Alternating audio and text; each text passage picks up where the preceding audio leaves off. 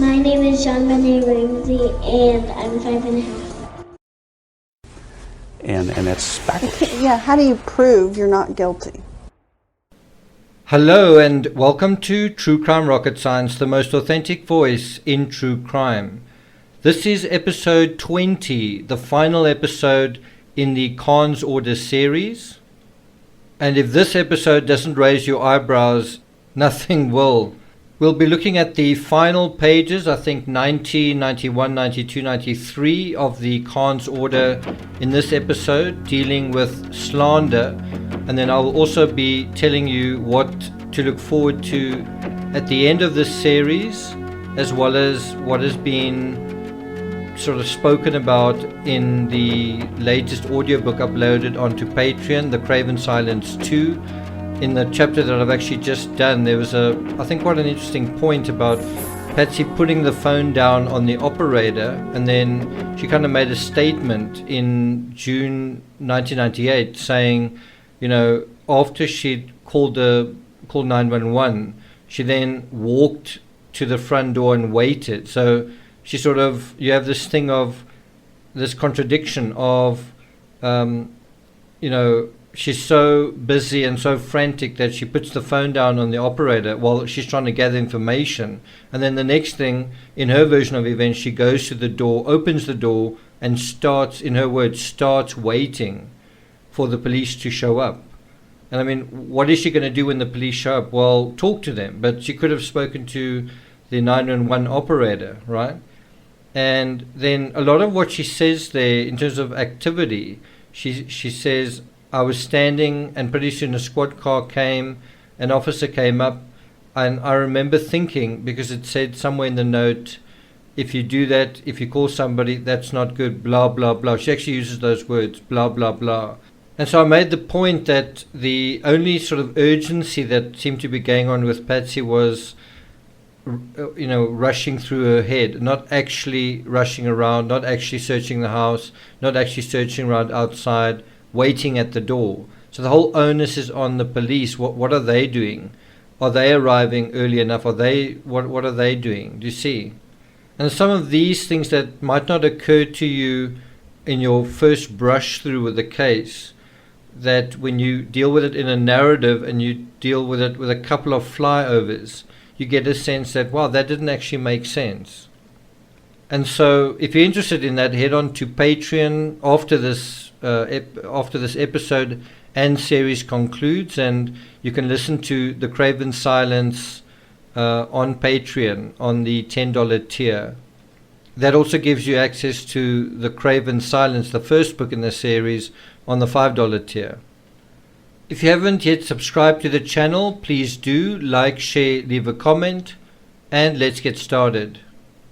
So as I said, at the end of this episode, I'll talk a little bit about what is coming after this series, but let's go right into the Khan's Order, page 90, and it basically kicks off just saying the plaintiff has failed to prove that Mrs. Ramsey wrote the ransom note, and thereby necessarily failed to prove that she murdered her daughter. And then we go to the next section, slander. And I'm reading from the Khan's Order here, quote, in addition to his claims for libel, plaintiff asserts that several statements made by defendants to the press fit within one of the categories of slander per se recognized by Georgia law, imputing to another a crime punishable by law. In particular, plaintiff refers to defendant's March 24, 2000 appearance on the Today Show with host Katie Couric. During the course of the broadcast, the following conversation occurred. Katie said, "You pepper the book with fleeting references to some other people that you seem to question. You talk about Bill McReynolds, who played Santa at your Christmas party. You also mention his wife, who, in a strange twist, wrote a play years before about a girl murdered in a basement," now on page 91. John Ramsey responds, "The point in the book was to clarify from our viewpoint why these people have been mentioned a lot in the media, and also to point out that there are legitimate leads that need to be followed."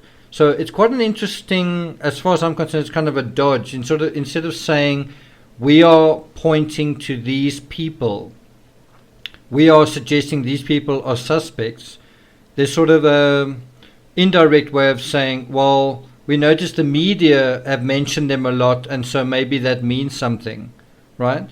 And so it's sort of a scenario where you say, well, they're in the public domain. This is everything that's mentioned in the public domain, and we're just pointing out that maybe they are legitimate leads, right?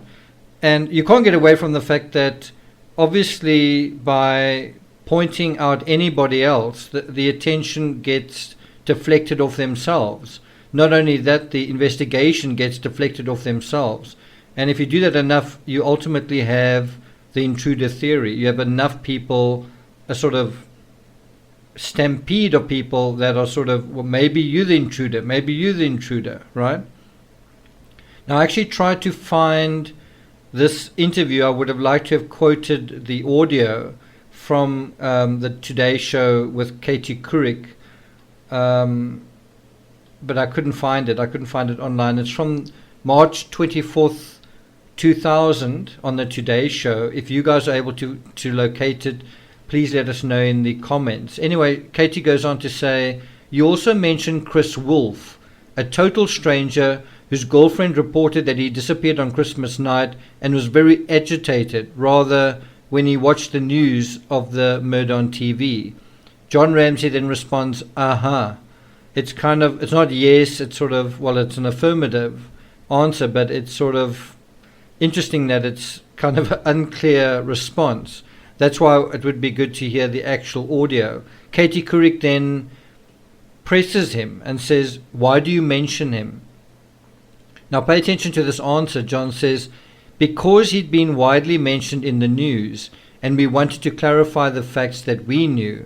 So we're not mentioning him because we think he's a suspect. We're not mentioning him because he is the intruder. We're not mentioning him because we think he killed John Bonet. We're mentioning him because he's been widely mentioned in the news. So we're just highlighting that to everybody else, right? And you can imagine from a legal perspective. So, you know, the Ramseys had the best lawyers in the business.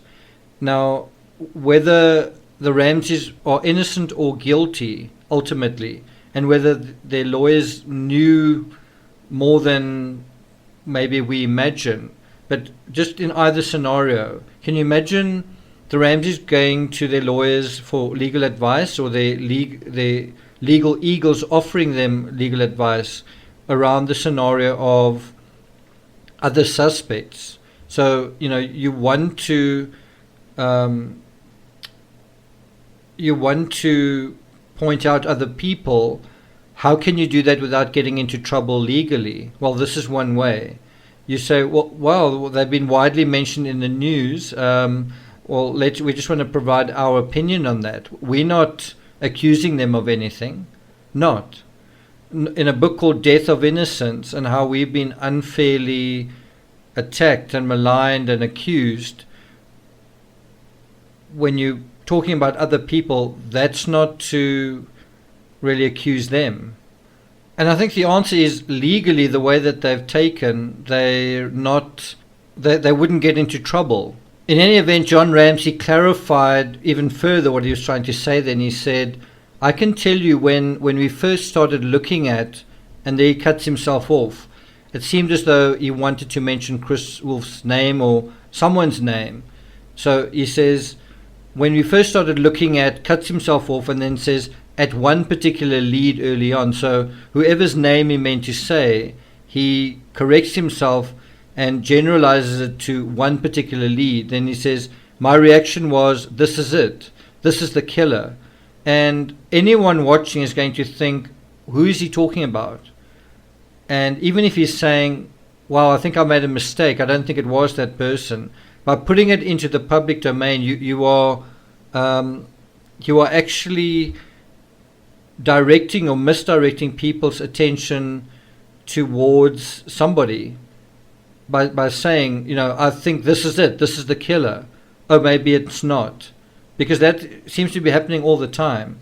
If you watch these documentaries that are about the intruder theory, it really looks like it's this. It looks like this is the killer, Michael Helgoth, Oh, no, maybe not. How about Gary Oliver? It really looks like it could be him. It ticks all of these boxes. No, well, how about John Mark Carr? Really looks like it could be him.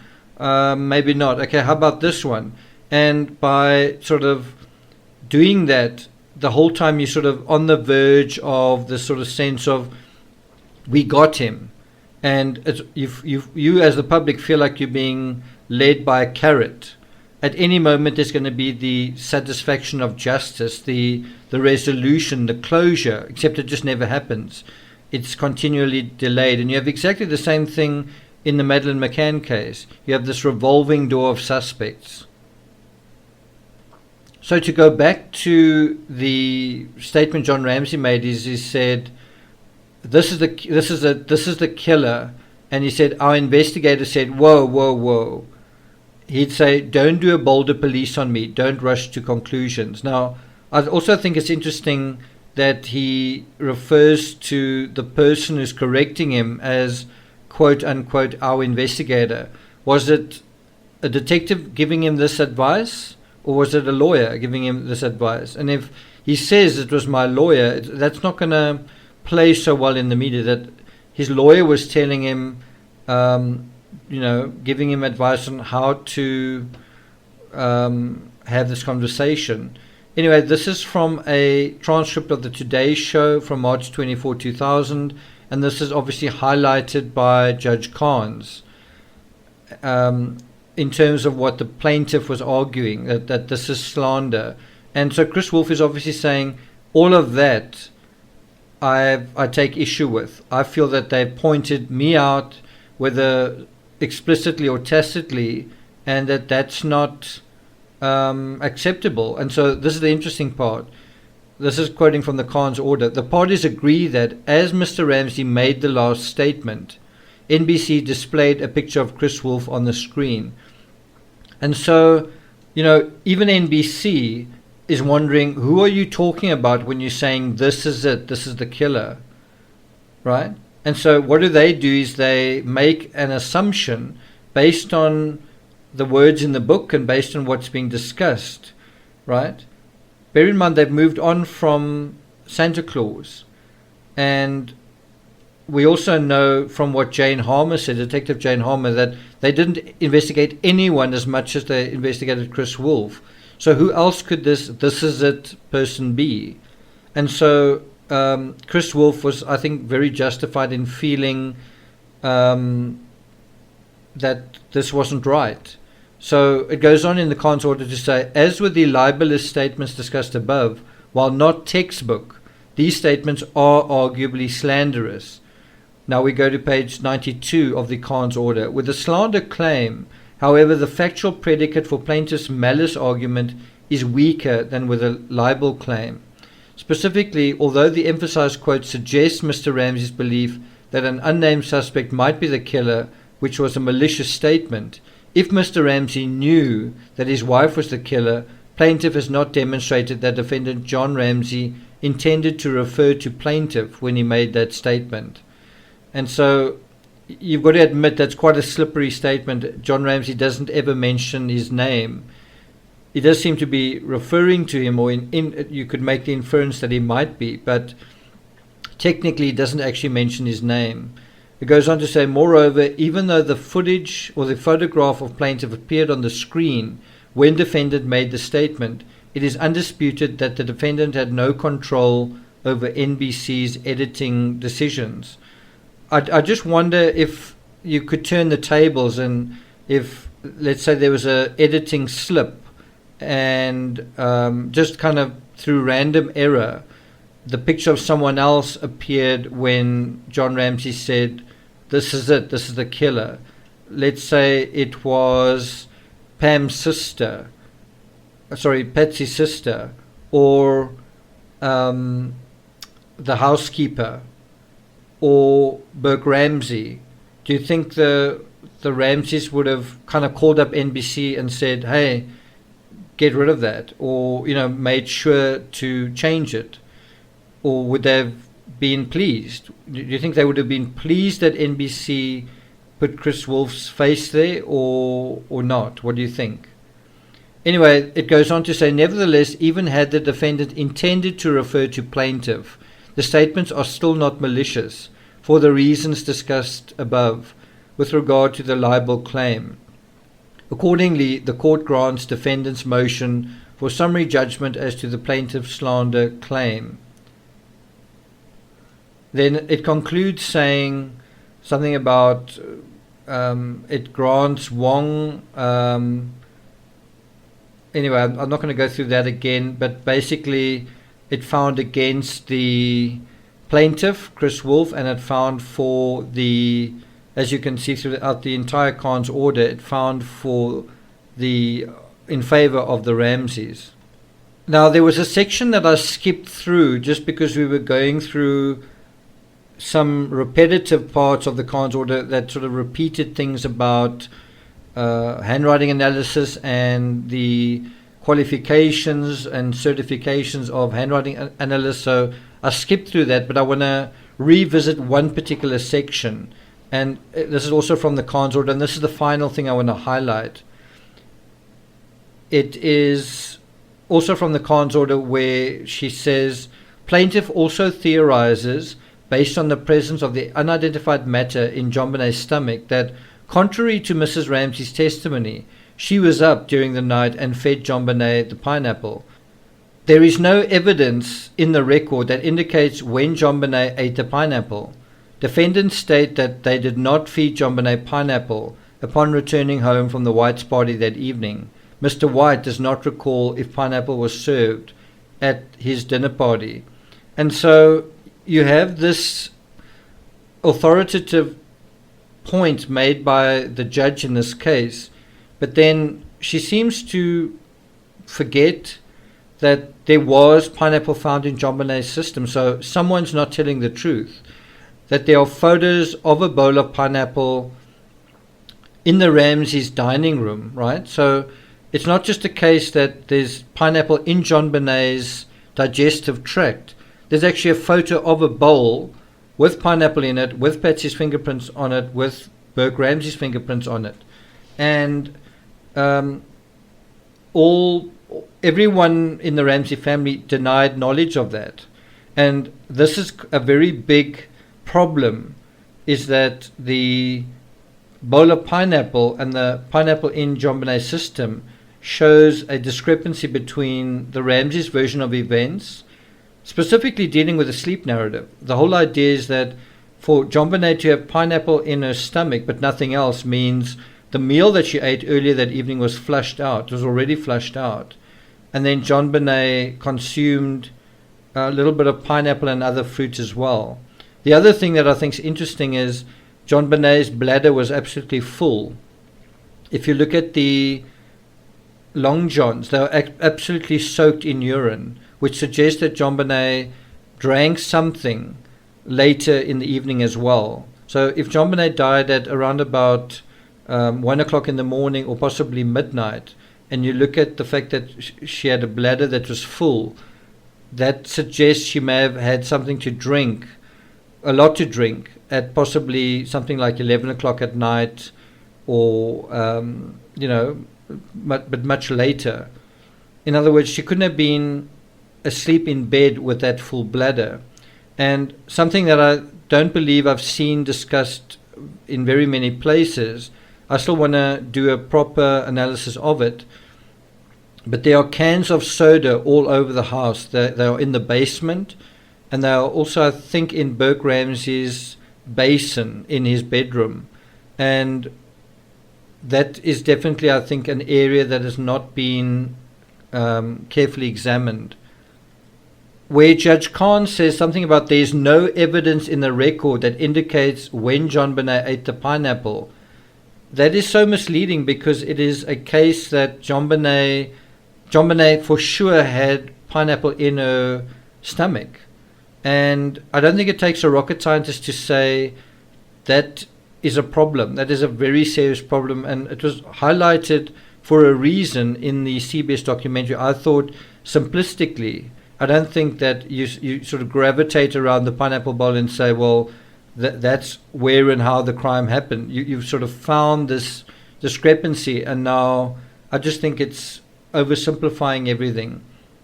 I think in their version of events, the crime happens in the kitchen moments after John Bonet snags a piece of pineapple. I don't think that's the case. But let's listen to what the Ramseys say about the pineapple. And this is Paula Woodward asking the Ramseys about the pineapple. Mrs. Ramsey, you are the one who last saw her. Yes. And your family. The pineapple. What about the pineapple? The autopsy revealed pineapple, yet neither of you recall pineapple. Well, I've not specifically read the autopsy report, but it is my understanding that they are not definitive about whether the substance in her digestive system was pineapple or not. All I'm saying is that I did not feed her pineapple when we returned home from the White's house. She was sound asleep. She was put in her bed and tucked in good night. And we don't know if that's significant or not. All we know is what we've told the police, and that is that neither Patsy or I gave John Bonet pineapple when we got home that night. Had we been trying to hide something, it would be very easy for us to say, oh yeah, I remember I gave her pineapple before she went to bed. Next question. On July 20th, 2000, John and Patsy were interviewed, I think, by a pastor who was also a journalist.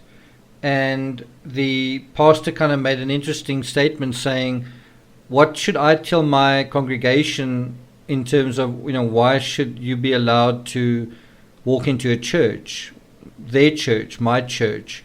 And this is what John Ramsey said. They are a church, but they represent God. They're the shepherd of the flock. Let me ask you this. Yeah. What if we were murderers? Yeah. Would we be denied access to a church? I hope not. That's the people that need to be there, preaching to the choir, as they used to say. Right. You No, want, they still say, yeah. well, that you need. Right. That's Yeah. a problem that we Christians have in our That's right. churches. We need to welcome we think that we're everyone. It's a club we belong to because we're all good and we're better than most, and yet Jesus addressed the worst of the worst in his society. So I'm not going to take it further than that. This is the final episode in the Khan's Order series. I will be doing a follow-up series. I can't say exactly when. It might be next month, might be later on in the year, dealing with the 19-page narrative of Linda Arendt. On Patreon, I'm going to be talking about an excellent documentary that investigated and spoke to some people for the first time ever in 20 years. Pam Bardet, also known as Pam Archuleta, the pilot's wife, who's a good friend of Patsy's. There are amazing insights from her.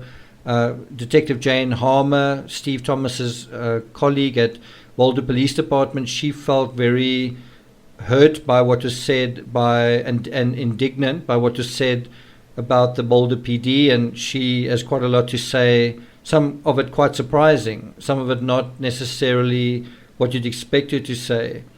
And then also Tom Haney, who interrogated Patsy. So there's some incredible insights in that one particular documentary that came out on the 20-year anniversary in 2016. And so I'm going to be analyzing some of those segments in some detail on Patreon.